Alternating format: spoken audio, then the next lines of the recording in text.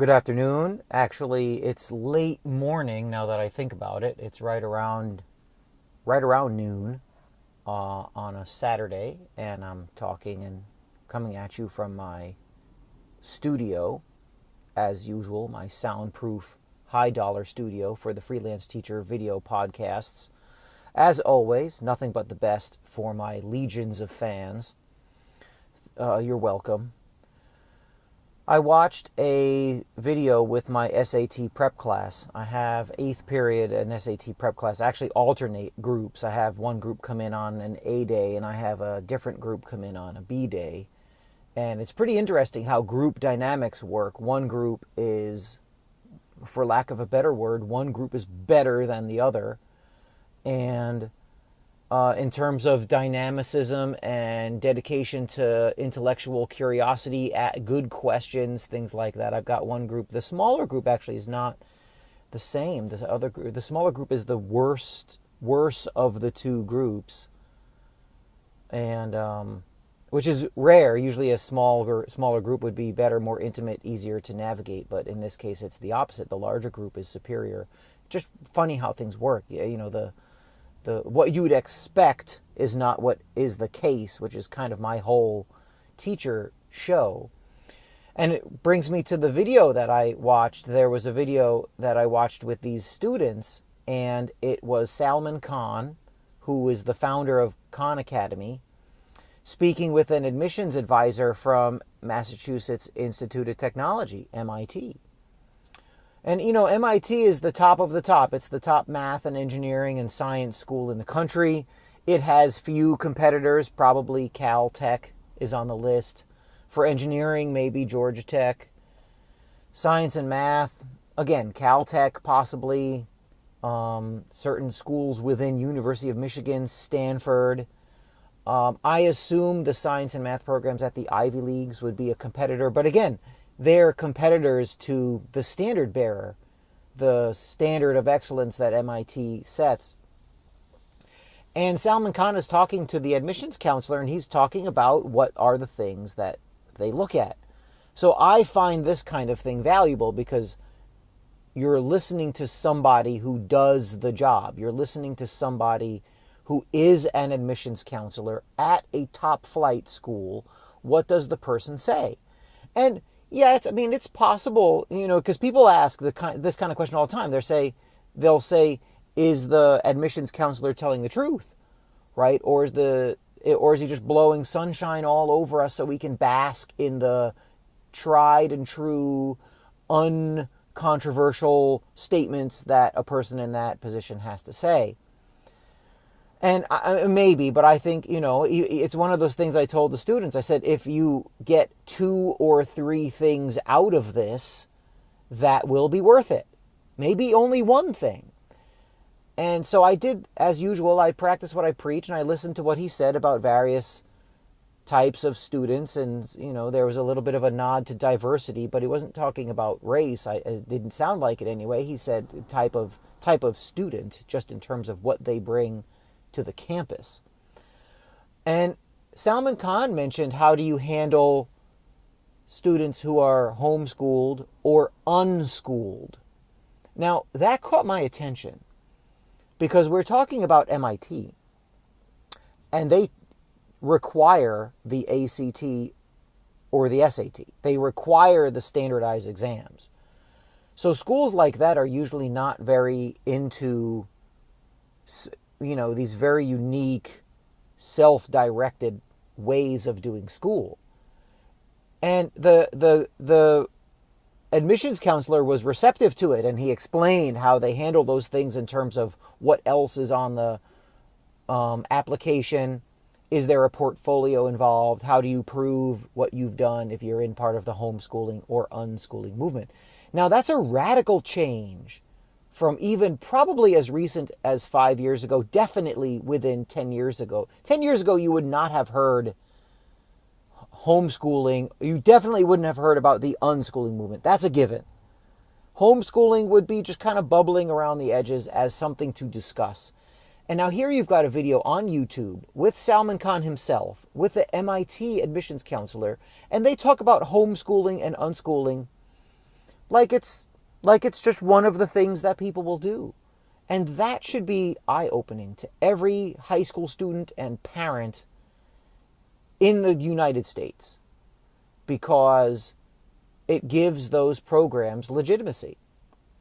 And that is a wonderful thing, because what it does is it allows students who are not friendly or wired to the idea of going to a building for 6.5 or 7 hours a day and moving around from room to room 40 minutes at a time, that everybody in the country can work that way, is one of the most amazing myths that has perpetuated for the last 125 years. Everybody should do that. In no other time or no other profession do you get, oh, everybody should do it this way. It just doesn't happen. So in something as important as education, you'll see that the learning process of people very different. So I think it's a trend that you have growing with the internet, right? You have somebody like John Taylor Gatto, and there are a few others who have mentioned homeschooling. This is probably in the 1990s as something that needs to be seriously considered. And what they did at the time, what someone like John Taylor Gatto did, and I recommend everything he's written, and his YouTube channel I recommend highly as well. What they did was they looked at success stories, and it was very easy to say, it's easy to say with Richard Branson, oh, that's an outlier, right? Richard Branson, you look at Richard Branson's bio and what his schooling was all about, and you'll laugh. And people are very easy, oh, well, that's an outlier. That's not normal. That's just Branson. Or they'll mention that Bill Gates left Harvard early to focus on Microsoft. You can't bring that up, right? No, it doesn't matter. That's an outlier, right? So they would do these things and they would use that to dismiss what's right in front of their face, and people would buy it. They would accept it. Branson's an outlier. Everybody in Hollywood except Jodie Foster, who brags about her Ivy League education, is an outlier. Every one of them, outlier. Most of the sports world, right? Those are outliers. You don't have NBA stars graduating from college. If Tim Duncan graduated from Wake Forest, he went there for 4 years. He's the last major player I can think of, and he was the first pick of the 1997 draft. That was 20 years ago. So you have these people as outliers talked about and kind of used as a way to dismiss the idea of homeschooling or unschooling.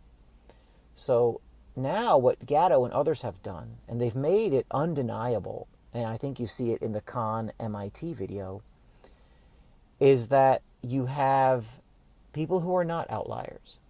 And John Taylor Gatto's book, Weapons of Mass Instruction, goes into regular people who quit school understanding that it just wasn't going to be something that they were going to be doing, that it wasn't going to be anything that was going to help them out. And many of them started businesses, or they went into the arts world, or they followed they just followed the path of life from crappy job to crappy job, and they did other things that made more sense. And it's one of those things where after a while, you're like, well, wait a minute, maybe the system that I grew up in, that everyone accepts as quote unquote normal, is not the best system. Perhaps that's not the way, or perhaps that's not the only way to do it. And so you have unschooling mentioned with homeschooling by Sal Khan, talking to an MIT guidance counselor, or I should say admissions counselor. And that was riveting stuff. So let's quickly go down some of these paradigms or systems that are out there. I'd like you to look up the Sudbury Valley School. That's a school up in Massachusetts. And they have a building with a ton of stuff in it. And the children go to that building. And that's where the direction ends, really. They go to that place, and then they do what they wish to do and learn what they wish to learn in the building. And I recommend the video on their homepage is eye-opening. Wonderful, wonderful stuff. And their results are spectacular. You look at the people who take the SATs, because some of those students want to go to college and they take the SATs or the ACTs and they score well. You don't need to go to school to score well on the ACT. If you have a homeschooled kid who's 16 years old, hell, I'll, for a price, tutor that child and do well on the ACT or the SAT. The fact that they go to a school is irrelevant. SAT, ACT don't test your school knowledge at all. As a matter of fact, they consciously avoid it. So it's one of those things where their results, after a while, you have to acknowledge what is in front of your face. You can't continually deny, and you can't, well, and if you want to be taken seriously, you can't continually deny what is obvious and right there. So homeschooling you have Sudbury Valley, which is go to a place and be free.